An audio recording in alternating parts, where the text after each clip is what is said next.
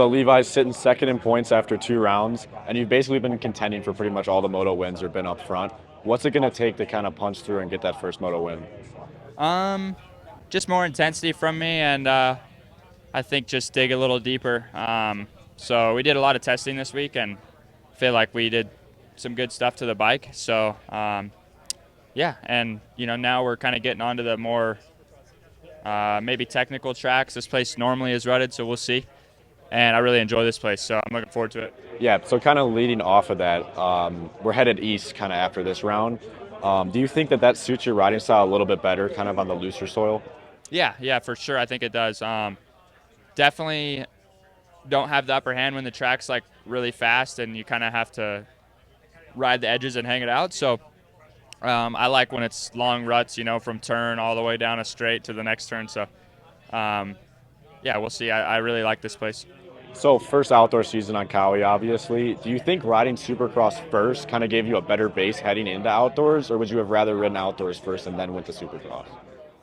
Honestly, either way. I mean, either way, it's tough the transition. Just a bike always can handle a little different in Supercross than outdoors. So Supercross, we nailed it right away with the bike setup. Outdoors, I feel like we were a little bit off at times. So it's also tough, like I crashed in Nashville, so I didn't get to ride any outdoors really.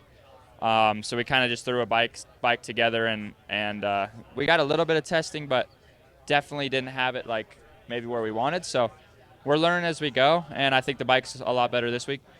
Obviously, not really the weekend that you were looking for at Hangtown. How do you kind of shift your mindset forward and regroup after a bad weekend like that? Um, yeah, obviously, if you look at the previous weekends before, that was a horrible weekend. But sadly enough, all things got to come to an end. You could almost look at it as a bad round, but you got to shift that negative side. I mean, I still went 24-0, and you got to look at that. There's only two other guys that have done that, Ricky and James, and I think the biggest thing that was kind of disappointing about it and just bummed out about is that's like I knew how long it took to get to that stat, so I think that's the biggest thing. But we're going this weekend. We worked on some bike settings and stuff, so we are going to try and do as best we can. Obviously, try and be a little nice with this injury too. It's taken a little bit to heal, so we'll see how that goes. And yeah. So you've always been more of like an adaptable racer, I would say. So moving after a race like that, you were talking about, that streak comes to an end or whatever, but does that kind of light more of a fire under you now? Because that pressure's off now. The streak's over.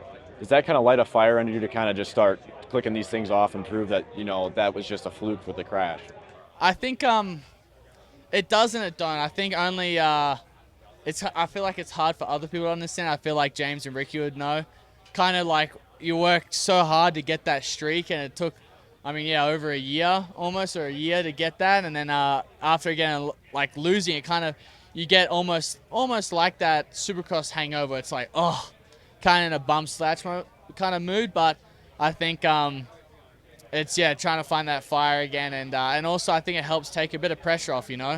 It's each weekend and before is going in, and anything that wasn't a win was a disappointment. Was a failure. So I think now it kind of having that bit of pressure, got the injury. All right, we're gonna go out there, we're gonna do our best, gonna get my start, try and do as best I can, and see where we end up. I think it lifts that bit of pressure off. Obviously, I still want to win. We're competitors. We all like that. But yeah, we'll see. Hopefully, it lights a good fire under me to keep me going, and hopefully start another streak.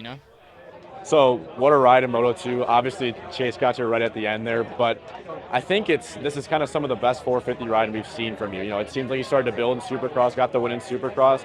So was there something that we just found, or was it just over time kind of just came to this?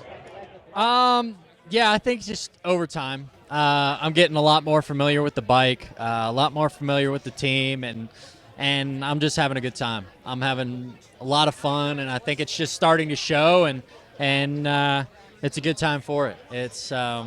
It's really cool to feel and I guess to see, and it's I think it's going to be a good rest of the year. I really like this track in Colorado, so it'll be a good weekend. So long season now with Supercross, Motocross, and now SMX too. It can be quite a bit of a grind. How do you find that balance between letting your body recover and then also getting training in during the week? I'm not sure. I'm still trying to figure that out. I I was one of the only guys to do almost every race last year, and yeah, I got about 2 weeks off before trying to start training for Supercross again. So I'm still trying to find the balance, but overall it's been pretty good. Like, I think maybe the less time that I had off, it helped me stay in shape for Supercross. It helped me, keep my form, and yeah. So it'll be interesting this year to see how my body holds up. But as for right now, it's doing pretty good. So Hayden, what a start to the season. We saw like your speed last year, but it wasn't ever as consistent as it is this year. Do you contribute kind of your success outdoors now with Supercross?